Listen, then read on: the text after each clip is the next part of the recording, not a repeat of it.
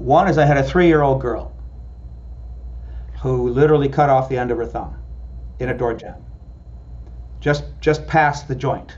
So in other words, she cut it off just underneath the nail.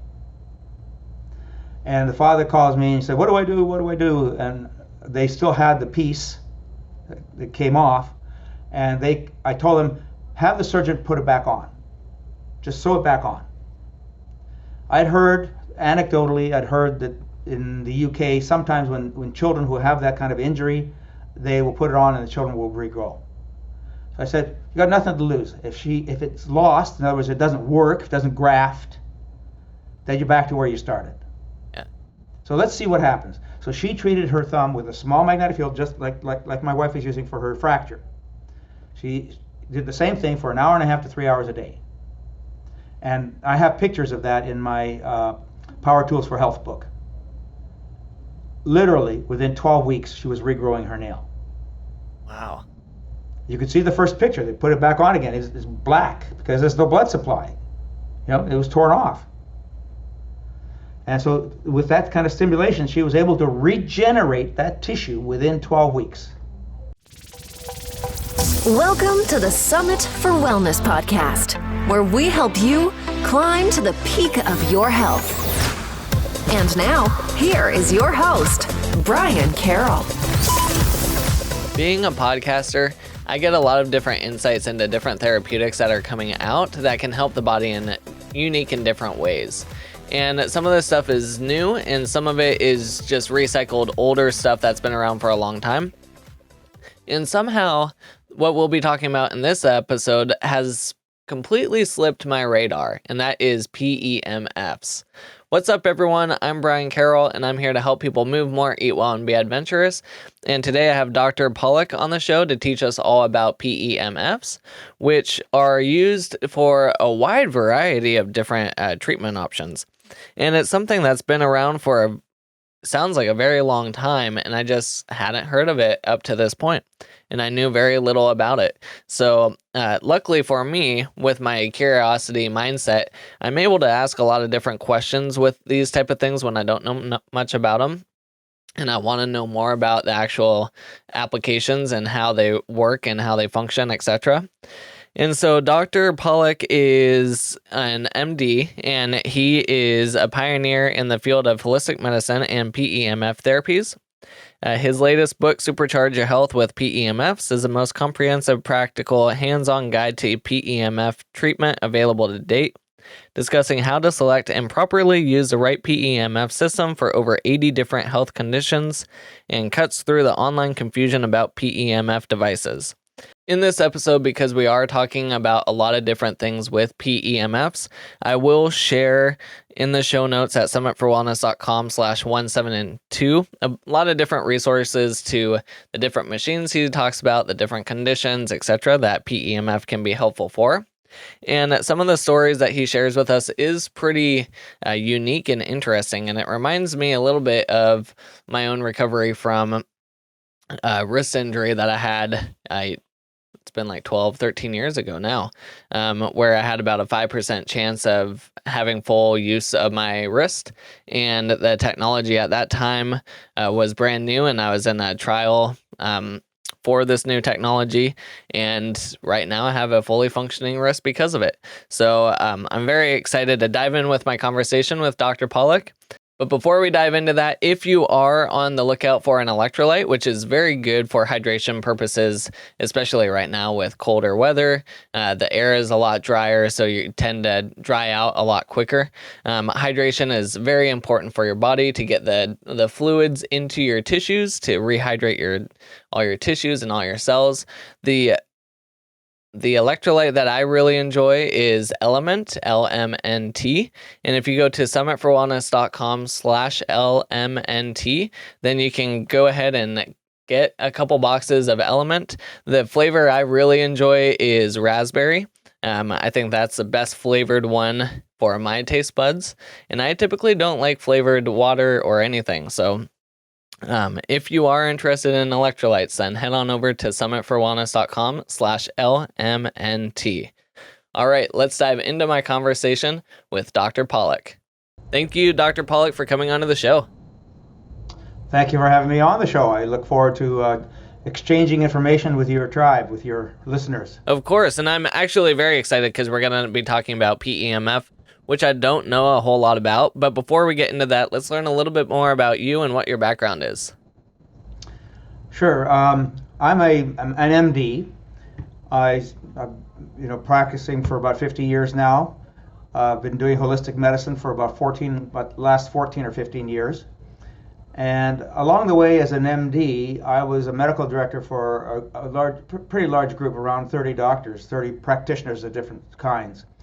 And we shared hospital patients. So when you share hospital patients, you don't know what you're going to encounter when you go into the hospital, especially if you haven't been rounding every day. We call it rounding. So in a short period of time, we had a couple of patients who were admitted to the hospital with gastric bleeding. Now, where they were bleeding, we had to find out what the source was, and the source in both of those cases happened to be gastric bleeding. And the cause in both of those cases was ibuprofen, or what we call non-steroidal anti-inflammatory drugs, or NSAIDs. And I told myself, this is insanity, this is crazy medicine, right? What's the definition of insanity? Doing the same thing over and over again, expecting different results. Well, or at least in our case, it was expecting no complications or side effects. But in this case, it was alarming because they were admitted into the hospital. It means they were sick enough. Their blood counts were so low, one person almost died. I said, okay, I can't. This is not right. But when I looked at what we had available to offer people for pain management, that was back in the mid '80s. I realized that we didn't have many choices. We had non-steroidal anti-inflammatories, we had Tylenol, we had the opioids, and back in the 80s, doctors didn't prescribe opioids very much. That didn't start happening until about 10 years ago, when they were being recommended to prescribe opioids by the government. And that's when the opioid issue really sort of stormed up. Before that, I don't want to prescribe opioids because we knew what the risks were. We knew about the addiction problems way back then. So the only other alternatives then were basically procedures, surgery, or other procedures. And when I looked around at all my peers, all my consultants, all the people that I could refer to for their pain problems, they all had the same solutions. I'd practiced medicine long enough at that point, I realized there weren't any new solutions for pain. And so I started studying acupuncture. And as a result of my training in acupuncture, I wanted to find other ways of stimulating acupuncture points than using needles, because at that point, acupuncture was still very new in the US. That was 1990. So people didn't want needles. They didn't understand acupuncture. They didn't want, everybody avoided needles as much as possible, you can imagine, even though the needles are hair thin. So I found out that we could use magnets on acupuncture points. And I started using magnets extensively, tried to figure out why they worked, how they worked. And I discovered that magnets on the body work very differently than just on an acupuncture point. They actually healed wounds. They healed lesions, spider bites, insect bites. They would take away the pain locally. So they would do the same kinds of things that acupuncture could do on points that you could use magnets. And then the questions then started, piping through my head is why? Why is this happening? What's the physiology? What's the mechanism of action that this could happen? And I started working with magnets extensively, started trying to find science to back up what we were doing, and couldn't find much. So along the way, I met a doctor, an MD PhD from the Czech Republic, Dr. Jerabek, and he had got his PhD in electromagnetic therapy. And he had translated a lot of the Eastern European literature. So most of the science that we had available to us was actually in obscure journals in the Soviet Union and in Russian, or the Cyrillic language. So in other words, it wasn't available to us.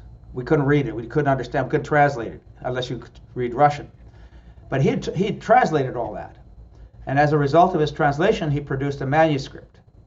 So that was in preparation for his PhD. So as you know, with a PhD, you have to do a tremendous amount of reading and research and have all the science at your fingertips. Well, he'd done that, and he shared that with me, and we produced a book called Magnetic Therapy in Eastern Europe, a Review of 30 Years of Research. So that's the first book I wrote, or co-wrote, and it's more technical. It's a much more technical book, so it's written again from a PhD perspective on the science of magnetic field therapy. So I then became aware of all the different studies and the science to support it, and I had, hallelujah, hallelujah, hallelujah, we had information. We had science to back up what I was seeing clinically. And that kind of blew the doors open on the house. And I started getting magnetic devices from Eastern Europe, but also from Germany and other places in Europe, and started using them more extensively. So fast forward now, as of today, I've been working with magnetic field therapy for about 30 years, and have found that it does just amazing things. So after doing that for probably about, I would say 10 or 15 years, I set up a website, drpawluk.com. drpawluk.com, drpawluk.com. And that was going to be my living book about magnetic field therapy.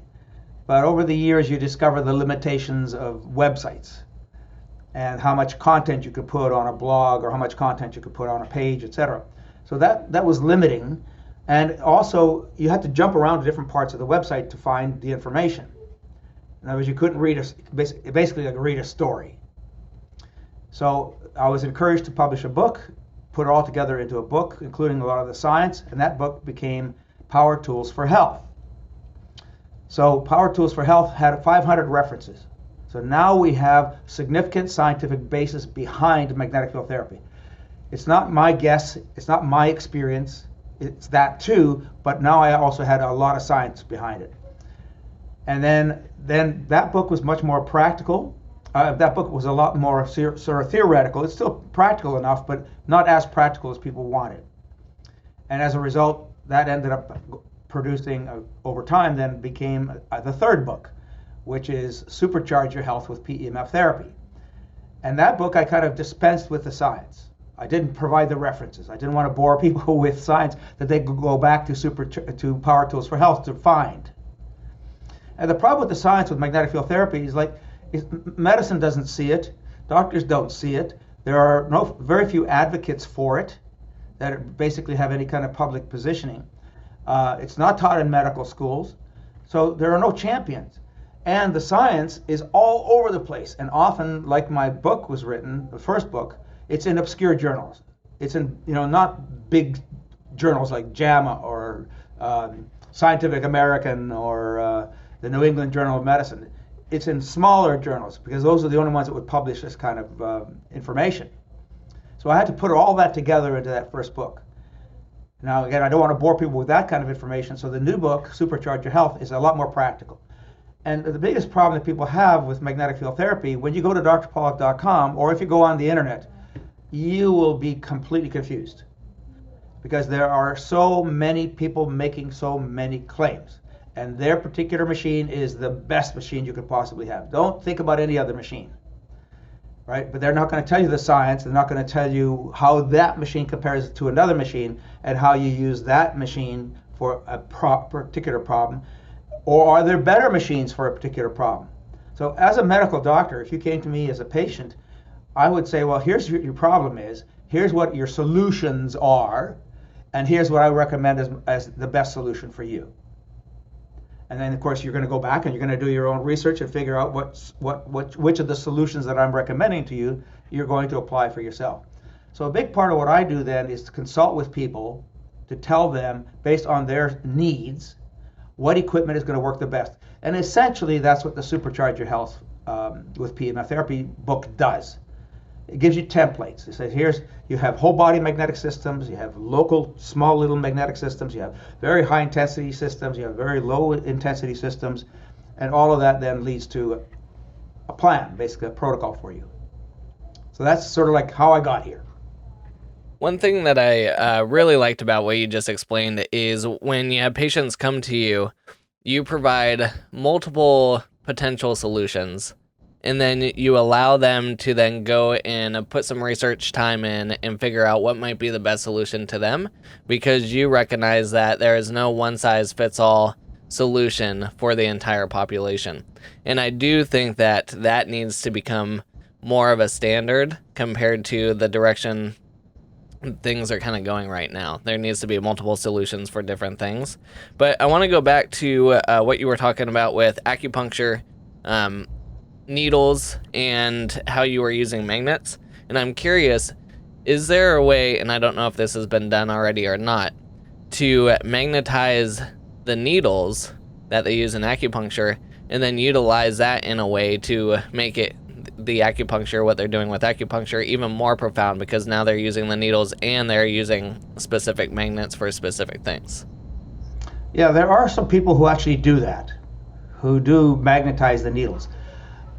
I don't think that works that well. Actually, it's probably better and easier to electrify a needle than to magnetize a needle. And the reason for that is that the magnetizing a needle is not going to produce a very strong magnetic field. So if you have different sizes of magnets, if people have played with magnets, you get big block magnets, you have little horseshoe magnets, you have the little fridge magnets, you have the flat magnets, you have all kinds of magnets. And the principle to magnetic field therapy is the intensity of the magnetic field. There's a lot of people talking about the frequencies, and I tell people that the people who talk about frequencies and ignore the intensity don't have anything to talk about intensity. All they can talk about is the frequency. But the people who have high intensity don't need frequency anywhere near as much. So frequency is less important than the intensity. And that's based on a law of physics called Faraday's law. So to go back to your question, yes, you can magnetize a needle. It's not going to work as well. What I found, though, is that a magnet on an acupuncture point actually acts like acupuncture. It's been discovered and proven that acupuncture points and meridians are actually a DC current system. So the Chinese call it qi because they didn't have a way to explain charge in the body or charge flows in the body. They couldn't even explain what a nerve conduction. They didn't have the language to be able to explain how a nerve conducts. So they used the word qi. Now, acupuncture may do other things other than qi, because you can treat acupuncture points just by doing hands-on healing with your hands, like qigong, essentially. And qigong is basically introducing the body's bioelectrical activity into the body on an acupuncture point or meridian, and you can move energy that way too. It's very subtle. It's very weak. It's not strong. It's not powerful at all. And it's also unpredictable. Magnetic fields are predictable. You can stimulate acupuncture points with electricity. That's much more predictable in its effects than Qigong is or hands-on healing is. So yes, it's a good idea. And I discovered early on that using magnets on acupuncture points is not the important thing. Because what happens is acupuncture works very indirectly. You stimulate an acupuncture point, right? And then that point is going to increase the energy traffic flowing through the meridian system. In other words, it's like boosting the wattage, right, in something. Boosting the wattage in a lamp. You have the lamp that's got 3 settings to it, right? So it's increasing the current flowing through the lamp, and it gets brighter and brighter and brighter. Well, you could do the same thing with magnets. You could do the same thing with electricity. So it's much stronger than the natural approach. Again, acupuncture has a thousands of year history because those are the only tools we had available. Electroacupuncture is a relatively recent phenomenon. Only the last 20, 30 years have people been using electroacupuncture to get even better results. But acupuncture still only works very indirectly, basically amplifying and balancing the electrical systems of the body, the charges of the body, but it's subtle. And acupuncture, I discovered early, is it doesn't heal the tissue. When I put a magnet on an acupuncture point, I'm not only getting the acupuncture effect, I'm also getting a direct tissue healing action. And that's very important. And so that's one of the reasons I kind of left acupuncture behind for the most part. Still use those principles, but use magnetic field therapy because I can do a lot more with it. I can reach into a lung, like I said with COVID, long haul syndrome. I can get a magnetic field and go right into the lung and heal the lung directly. I can heal the brain directly. So I can still do all the things that acupuncture does, or most of the things that acupuncture does, but in addition, I now have the ability to heal the tissue. Now, I don't heal it. The magnetic field helps the body to heal it. Fascinating. So when it comes to PEMF, is that a combination of electricity and magnets, or Is it one or the other? Okay, so let's describe what a PEMF is, because I'm sure that people don't even know what the term is. Mm-hmm. The term means pulsed electromagnetic fields. So basically, it's a magnetic field that's pulsing. And so it's basically going in and out. Let's make the distinction right away, right from the get-go, about the difference between EMFs that everybody hears about, 5G and all that, right? And PEMFs. So they both have EMF in the term. EMF is basically what we call open loop. It's broadcast into the environment. The wavelengths go on forever, essentially, right? They're going out completely into the environment. And what they do then in the environment, it's like radio signals. It's like television signals and radar. It just keeps on going into the environment. And that's important because then it depends on the wavelength. So if you have a cell phone, the wavelength is extraordinarily short, which means that the body absorbs it. That's the principle behind microwave ovens. The wavelengths are very, very short. You put something in the oven, whether it's fluid or organic tissue, and the magnetic field, the EMF, basically is absorbed into the tissue and heats it. And so it's basically damaging the tissue. It's cooking the tissue. So a cell phone is microwaves. That's the problem with cell phones. Microwaves. So if you put a cell phone to your ear and you have a conversation with a cell phone right next to your ear, when you take the cell phone away, you'll see that the ear is bright red. The longer you've had it there, the brighter the redness is going to be. You look at the opposite ear, and it's going to be a bit redder than it was before you started that conversation, but not as red as the one that you were holding the cell phone to. So what were you doing with the cell phone? Why did the ear turn red? You were cooking the tissue. Now it's not as potent as a microwave oven, but you were actually heating the tissue, and that's why the ear turned red. You see this all the time. So that's the distinction between EMFs. PEMFs are designed by virtue of another principle of physics called the right-hand rule. So if you got current flowing through a wire, let's say my thumb is the direction of the wire and the current flowing through the wire, so it's flowing in that direction. Automatically, through a principle of physics, you develop a magnetic field around it. So every time the current pulses, every pulse of the current in that wire produces a magnetic field like that. It's perpendicular to the flow of the current. And it goes out and comes back, and out and comes back. So it's not a wavelength at all. It's not going out, it is going out into the atmosphere, but only going out as far as the strength of the magnetic field is, of that wire, the current flowing through the wire. So it's very safe. Now, when you put it up against the body, that current's going to go through the body like that, but it goes out and collapses back, and out and collapses back. And that magnetic field, as it moves through the body, then uses another principle of physics, as I mentioned, called Faraday's law, which means it's inducing charge in the body. Because the body is basically a battery. It's what I call electrolyte soup. It's not even water. It's electrolyte soup. And because it's got electrolytes in it, electrolytes hold charge. And when you pass a magnetic field through something that's got charge, they interact with each other to amplify the amount of charge even more. And so that's what the magnetic fields are doing then in the body. They pass completely through, they don't stay inside, they don't get used up. The magnetic field ignores the body. If you put a body between a magnetic field and a measurement tool to measure the magnetic field, and you take the body away, there's no difference, zero difference.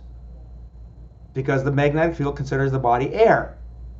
Whether it's muscle or bone or nerves or brain or blood or whatever, it doesn't matter.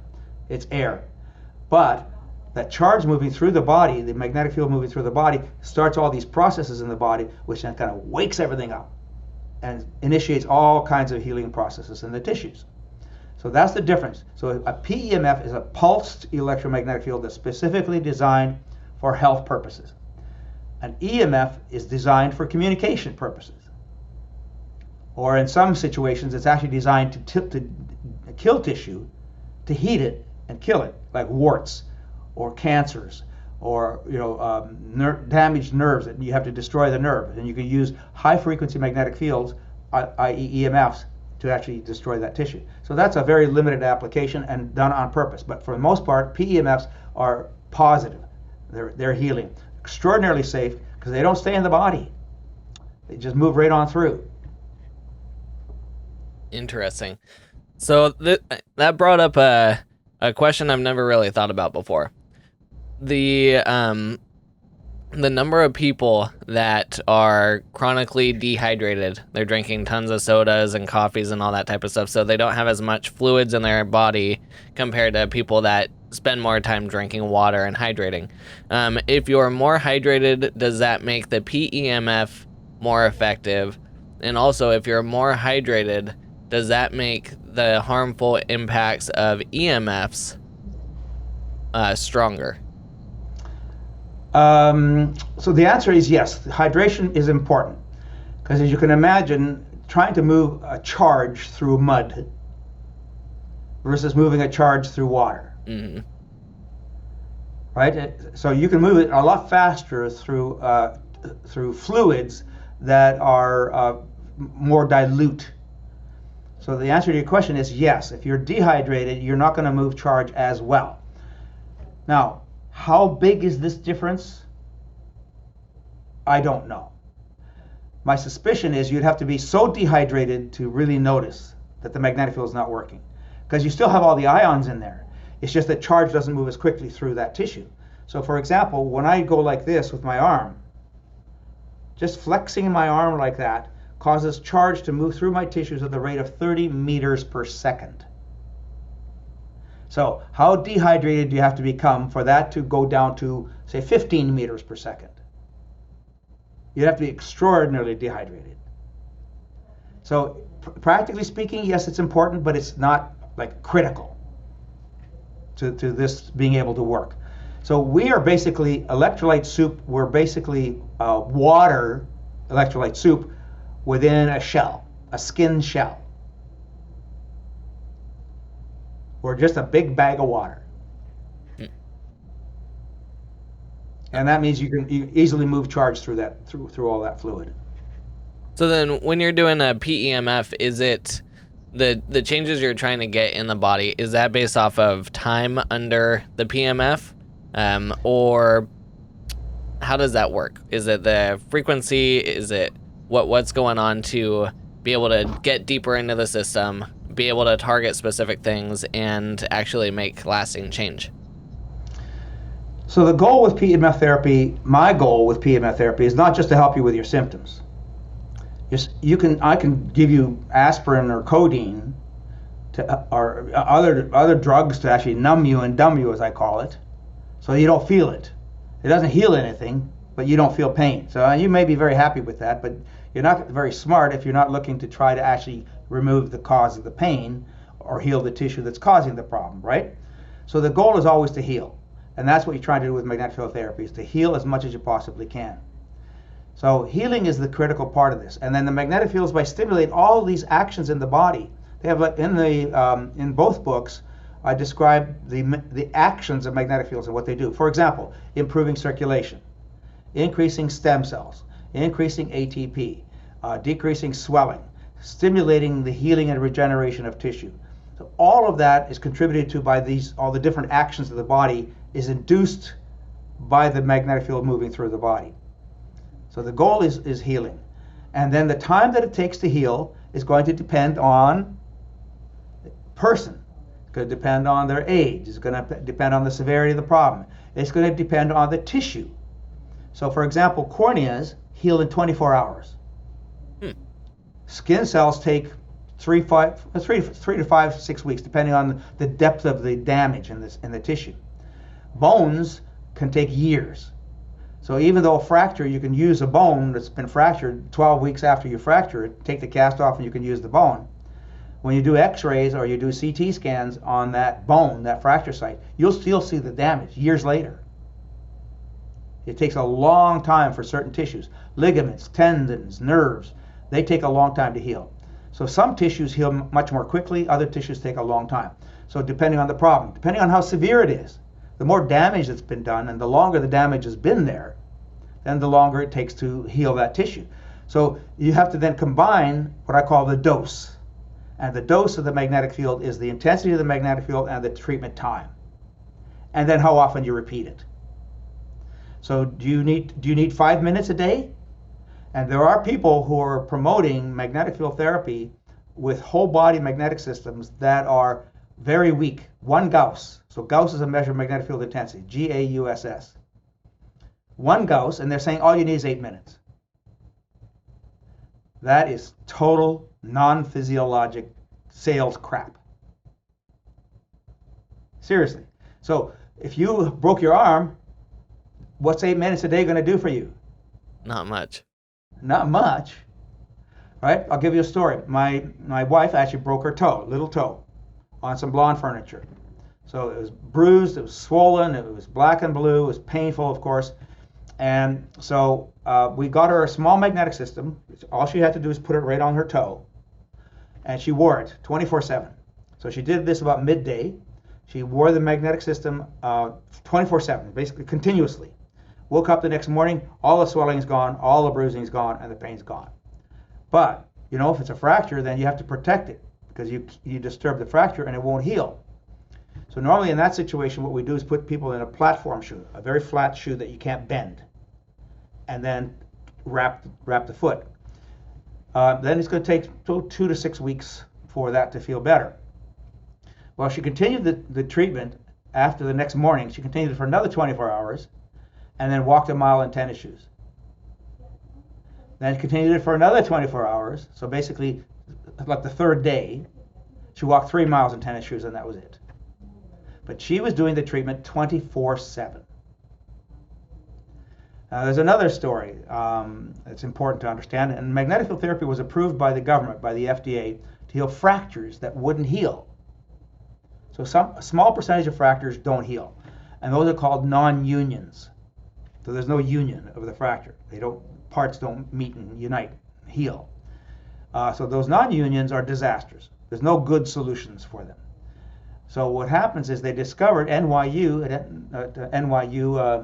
New York University, they discovered magnetic field therapy stimulates the fractures to heal. So they got approval from the FDA for these non-union fractures and found that magnetic fields could take a fracture that has not been healed for 7 years and kickstarts the healing process. And in those cases, those people are using the magnetic field therapy for 4 to 12 hours a day. So a fracture that's been there for years, hasn't healed, nothing that medicine could do for it, all of a sudden starts to heal, and within 6 months to a year, it's healed. So why? Because the magnetic field is stimulating all kinds of processes, all those different actions that I mentioned, and more in the body are activated by the magnetic field, and then the body uses that energy then to heal itself, to do what it couldn't finish doing.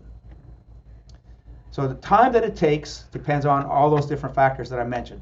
And generally speaking, the higher the intensity of the magnetic field, and the deeper that you have to work in the body. So the deeper you have to work in the body requires a higher intensity magnetic field. The very superficial body systems that are about 1 Gauss, that they tell you you only need 8 minutes or 10 minutes a day, those systems don't deliver the energy deep enough into the body. What they're basically doing is they're basically working on the acupuncture system, which is a very superficial electrical system in the skin. So if you take a weak magnetic field and you apply it to the skin, you're going to activate the acupuncture system. But you're not doing tissue healing. And so again, my goal as a physician is to try to heal your tissue, heal the cause, make the body whole again, not just make you feel better. So is there a way to overdo it? Like you had mentioned with the little toe, it was on 24/7. Once an area is healed, can it continue to stimulate it too much to build up even more bone tissue? No. Hallelujah. One of the principles of magnetic field therapy is that healthy cells ignore the magnetic fields. So magnetic field therapy, as I said, does acupuncture type processes, stimulates acupuncture systems in the body. So acupuncture basically causes what we call homeostasis, rebalancing. So once the tissues are rebalanced, they don't need you anymore. Right? If they go out of balance again, then you got to stimulate again. So theoretically, we need stimulation every single day. When do you stop aging? When you die? When you die. Right. So you don't age until you don't age until about age 24. So the aging curve is sort of like this. At age 24, you pretty well have plateaued. And from then on, you hope you're basically flat. In other words, you're repairing and breaking down at the same rate. Mm-hmm.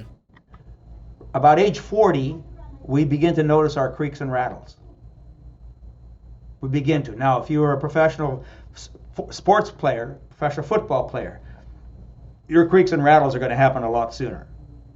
The more stress you place on your body, these high-performance athletes, the weekend warriors that are going to go out and climb mountains and fall off cliffs and so on, well, they're putting their bodies at significant risk and they're stressing their bodies a lot. They're going to age much faster.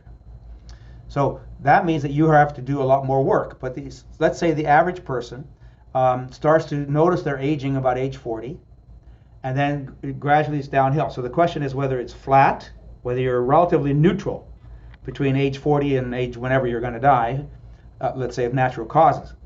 But that is not flat. Nobody's ever flat. Right? It's always a slope.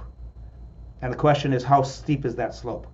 So what you're doing with magnetic field therapy then is by virtue of waking everything up and stimulating repair processes, then you're repairing stuff that you didn't even know needed repairing. And that's what aging is. You find out after the fact that you're aging. Mm-hmm. You don't know that you're aging while you're aging. Right? Yep. So, is PEMF much different than ultrasound? Yes. Yeah.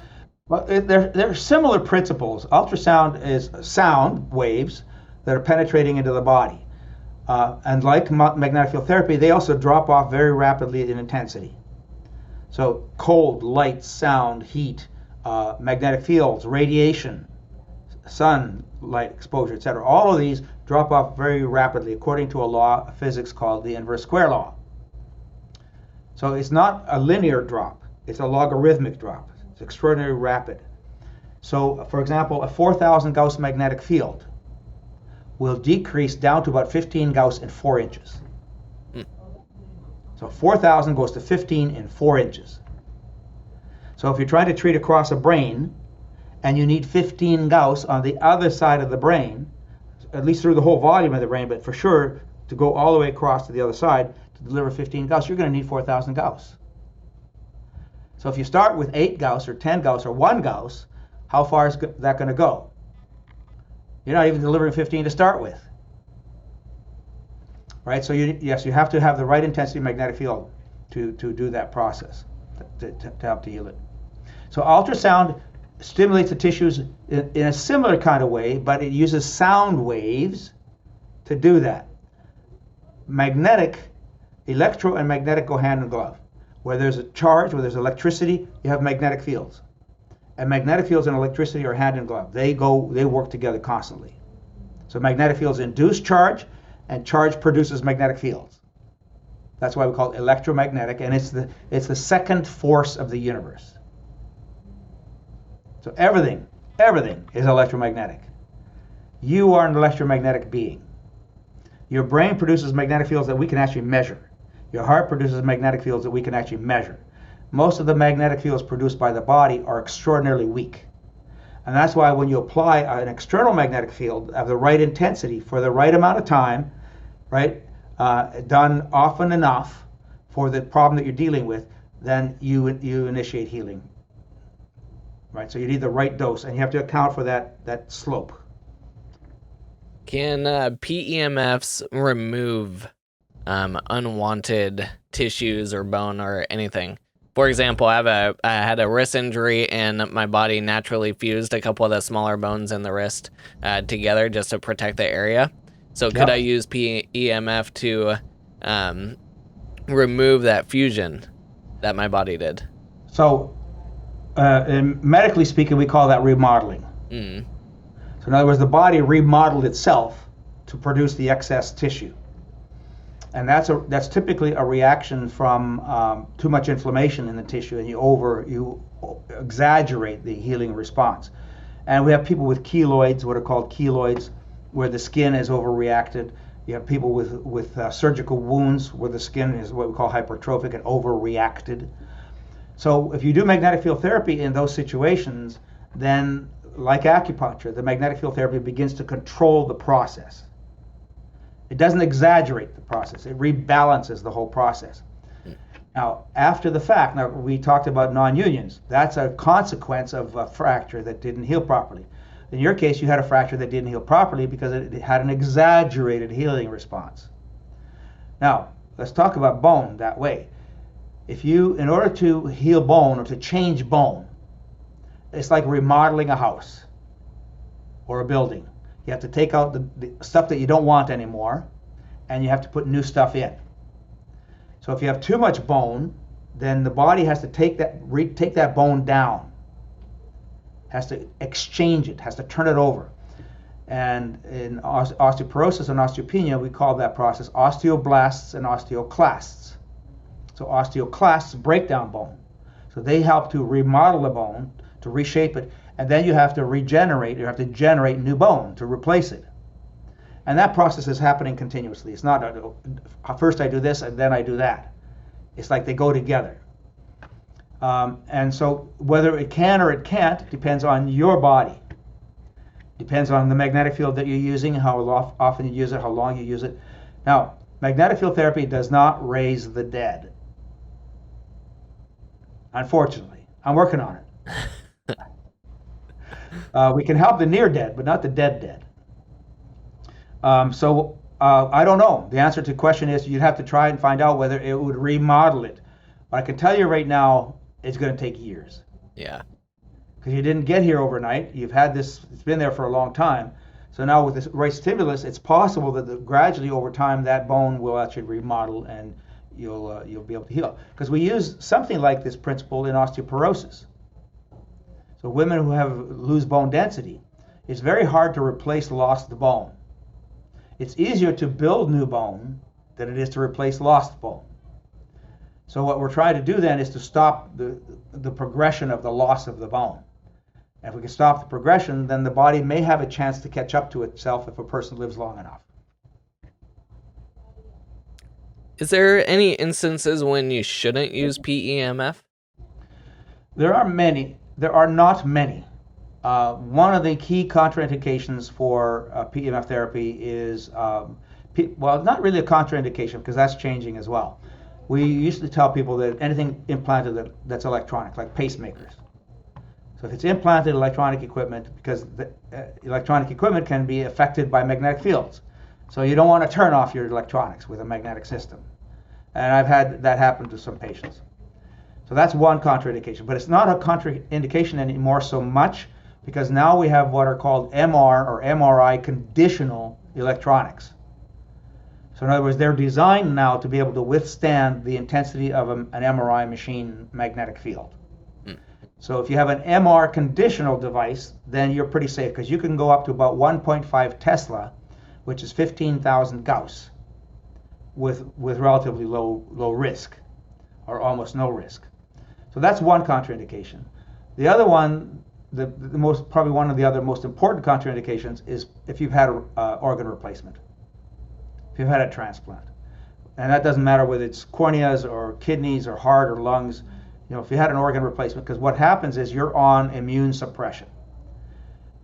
Because usually these organ replacements are from other people or from animals. In that case, the animal and your body or the other person's tissue in your body don't recognize each other and the body starts to fight it. So what we do is everybody goes on immune suppression.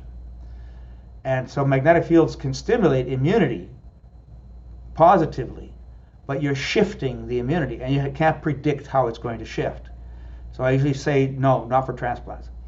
The other contraindication that you hear about all the time is pregnancy. And that's not a contraindication. But we can't tell you it's safe because there's no good research to prove that it's safe. And it's still going to be very dependent on the magnetic field system that you're using. So I certainly have lots and lots of people who've used magnetic field therapies through pregnancies without a problem. But they need to understand we don't know what the risks are. We also know that women get pregnant and work around MRI machines. And you're talking about huge intensities. You're talking about 20,000, 40,000 Gauss magnetic fields. And they continue working there. They're not let go or told that they can't do that job. So we know that they're pretty safe even in that setting. So generally speaking, it's probably okay, but you need to know that you have to make a choice. You're going to take that risk or not, depending on the problem that you're treating. Perfect. Can you give us one good example of your favorite situation or one of the most profound situations that you've seen PEMF working on? Well, again, I could have tons of stories, but I'll give you two that I usually tell people. One is I had a 3-year-old girl who literally cut off the end of her thumb in a door jamb, just past the joint. So in other words, she cut it off just underneath the nail. And the father calls me and he said, "What do I do? What do I do?" And they still had the piece that came off, and I told them, have the surgeon put it back on. Just sew it back on. Anecdotally, I'd heard that in the UK, sometimes when children who have that kind of injury, they will put it on and the children will regrow. So I said, you got nothing to lose. If it's lost, in other words, it doesn't work, if it doesn't graft, then you're back to where you started. Yeah. So let's see what happens. So she treated her thumb with a small magnetic field, just like my wife is using for her fracture. She did the same thing for an hour and a half to 3 hours a day. And I have pictures of that in my Power Tools for Health book. Literally, within 12 weeks, she was regrowing her nail. Wow. You could see the first picture. They put it back on again. It's black because there's no blood supply. It was torn off. And so with that kind of stimulation, she was able to regenerate that tissue within 12 weeks.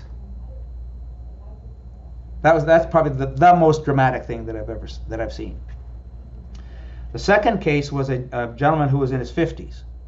So I did holistic medicine, and he was brought to me because his employee, who was managing his apartment building, had diabetes, and his legs were black and blue from the knees down. So he had diabetic gangrene. He had had limited blood supply from the knees down. So the surgeons said, well, we don't have any choice. We're going to have to do amputations, both sides, below the knees. So panic, of course, right? So they came in to see me. I didn't want to take him on as a patient because I thought the last thing I need is for these legs to get infected. Mm-hmm. If they get infected, he'll develop sepsis, shut down his kidneys, and it's lights out. And it'll happen on my watch while I'm trying to do something that the surgeon said, you can't do that, you have to cut off your legs. So we agreed to work together. He agreed to go on a diet. He cut out his drinking, he cut out his smoking, went on a bunch of supplements, and started magnetic field therapy intensively. And long story short, 3 months later, he goes back to his surgeon, and the surgeon says, oh, I guess we don't need to amputate. So the first story was an amputation that helped itself. The second story was somebody who didn't need an amputation. That's amazing. And there are plenty of stories. So that's kind of what we can do with magnetic field therapy is we can generate and heal tissue. Let me give you another piece of information that's really important, and many of your listeners may or may not know about this. How many cells do we have in our bodies? A lot. Let's say 100 trillion cells. Let that number sink in. 100 trillion cells. All right? Every single cell has about 2,000 biochemical processes per second. So how much treatment should you be doing? Good question. Well, that's right. That's a good question. So all of those cells, if they're starting to wind down and not doing their jobs adequately, then they need help. So how much treatment do you need? You need as much as you need. You need as much as it's going to take to do the work that you're going to need. And magnetic field therapy by itself is not necessarily going to be that finish the job completely. So magnetic field therapy may not finish the job completely because you can't build a house without bricks and mortar. You need the nutrition. You need the nutrients in your body. You need the proper rest. You can't be abusing your body. So you have to have the tools to rebuild. You have to have the nutrients that you need, the supplies that you need to rebuild. You need to have the people, the resources to be able to do the rebuilding. So magnetic field therapy supplies the resources. No, the body supplies the resources. The magnetic field therapy is like adding charge, electricity, to a power tool. That's why the first book is called Power Tools for Health. It's the power that you're bringing to the project. The body is the project. And so you need all of that to be able to heal properly. And again, magnetic field therapy is amazing, but it's not enough by itself. So you have all those cells doing their 2,000 biochemical processes per second. Absolutely fascinating. I'm actually surprised I haven't heard more about PEMFs. And I guess that goes back to what you were saying before, where it's not really taught in medical school or anything like that. So it's just been off of my radar, and sounds like it's absolutely amazing. So I'm glad that you brought it up, and now it is on my radar.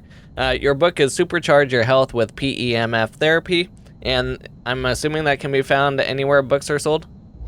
So, well, number one, your audience, and we're going to give you these links in you can put them in your show notes. So there's going to be a link to show you that you can download the 80 conditions that I have in the book that magnetic field therapy has been shown to help. That's a very simple list of 80 conditions if you're interested. The second link is to be able to order the book. So you can just order the book online, or you can go to drpawluk.com and you'll be able to, we'll be putting a link on there shortly that'll bring you over to Amazon. And then what you'll be able to do, once you make your purchase, you're going to basically be making a verified purchase, and then you'll be brought back to drpawluk.com and given the opportunity to sign up for a 3.5-hour course on magnetic field therapy. And that's free. It's about a $200, $300 value that you get for free. So you can buy the book on drpawluk.com, or you can buy it on Amazon, and we encourage you to buy it on Amazon. And then please leave us a review once you've got your book and read it.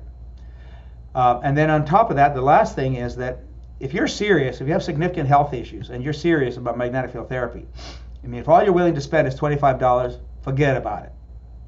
You can go out and buy a fridge magnet, and that would probably help you just as much.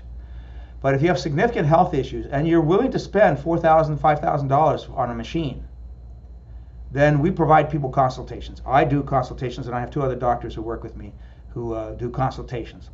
So we'll go through your history and what you need, what you're looking to do, and what your problems are, and then we'll give you some recommendations for equipment. Then once you get your equipment, we provide you training materials on how to use it, and then we support you. We continue to support you as long as you own your equipment, or as long as we're still on this planet. Perfect, Dr. Pawluk. My final question for you is, what is your vision of what healthy looks like, and what are 3 things you do daily to reach that vision? Yeah, that's a really good question about what does healthy look like. I know people with amputations. Are they healthy? So Could be. What we have to do is to create the best balance we can in the presence of imbalance. And as I said, after age 40, we're all going downhill. It's only a question of how fast and how much. So health is basically just keeping up, being able to do what you want to do in life, creating what you want to create in life, living life the way you want to live your life, not somebody else's vision of what you should be doing to live your life, but your vision for what you should be doing to live your life. If you can do that, that's healthy, right? Because even with an amputation, you have to find a way to live your life. And that nobody wants an amputation, right? So that's healthy. So what do you need to do? What do I do to stay healthy? I get plenty of rest. I take tons of supplements. Do a lot of different supplements to do different things in the body, and there's lots of formulas out there, and we don't want to spend time with it. 20 different supplements that I take a day. So rest, having a positive attitude. I mean, being optimistic, I guess myself, I happen to be an optimistic person. If you're a pessimist, then I would say that you got a problem. And if you're a pessimist, that's okay. The first thing to do is to recognize you're a pessimist. And then once you recognize you're a pessimist, then you have to change your attitude. Because pessimists die younger. Their bodies are stressed all the time. Everything stresses pessimists. Nothing is rosy. There's no good opportunities out there. Right? Is the glass half empty or is the glass half full? So if you're an amputee, is the glass half empty or is the glass half full? And we see a lot of these soldiers who are amputees. And they're in shock for quite a while. But they realize that after some point, I just can't sit around and mope about my status. And the best ones that live the best, the longest, are the ones that actually get out there and start living life and finding a way to deal with their limitations. So if you're a pessimist, that's a limitation. Change your limitation. So sleep, so adequate rest, proper nutrition, so basically an anti-inflammatory diet mostly, and then plenty of hydration, and a positive attitude, and lastly, magnetic field therapy. So everybody should be doing magnetic field therapy. I did an interview with Dr. Mercola, and at the end of the interview he said, you know what, I now realize that everybody should own a PEMF system. Everybody. Because aging doesn't sleep. All those 100 trillion cells need help on a regular basis. And if you don't help them regularly without even knowing what needs help, then you're going to be able to slow down that process. Let's go back to that analogy if you have a minute. Yep. If you have your body's developing a hangnail in your left little toe, how many cells have to be damaged before you notice that there's a hangnail? Enough to irritate you? Millions, enough to irritate you. Perfect answer. Enough to irritate you. So in other words, we have to get the irritation level up to a certain level before finally we recognize that there's a problem. But in the meantime, you've got millions of cells that are damaged. Millions of cells that are struggling to be healthy. Right? And then what you do is when you get your hangnail, you treat it. Right? And then cross your fingers that it doesn't come back. But then there's another problem in another part of the body, another problem in another part of the body. So what you're doing then with magnetic field therapy is you're taking care of business at the cell level before it gets to a point where it can't repair itself. So if you have enough cells accumulating that can't repair themselves, that's when you notice there's a problem. So our nervous systems, our sensory systems are very blunt because we have 100 trillion cells in our body. You can't listen to 100 trillion cells. And we can barely listen to 6 billion people on this planet. Right? So what happens then is magnetic field therapy is taking care of stuff that you'll never know it helped, especially if you're doing it every day. Now, I don't know, you can't do it all day, every day, but if you did an hour or half an hour twice a day, I mean, if we go out and exercise or jog, what's more important, exercising or jogging or doing magnetic field therapy? Both. Well, yeah, ideally both. You're absolutely correct. Ideally both. It's not one or the other. It's like the guy with the gangrene in his legs. He had to do multiple things at the same time in order to be able to get to a point where he didn't need to have his amputations. So ideally both. What we don't recognize is that magnetic field therapy is going to give you that extra edge. And I've learned over the years as well, comparing and using all kinds of systems, ultrasound, infrared, laser, ozone, oxygen. All these things are a piece of a puzzle. But I found over the years, because of what the magnetic field therapy does in the body, it's the best value. If you're going to get one system, and if you already have all these other systems, then that's fine. You can add this to what you have. But if you don't have anything else yet, except nutrition, hopefully lifestyle, etc., if you don't have anything yet, magnetic field therapy is probably the next thing you should add. And it's worth making the investment. So don't buy cheap.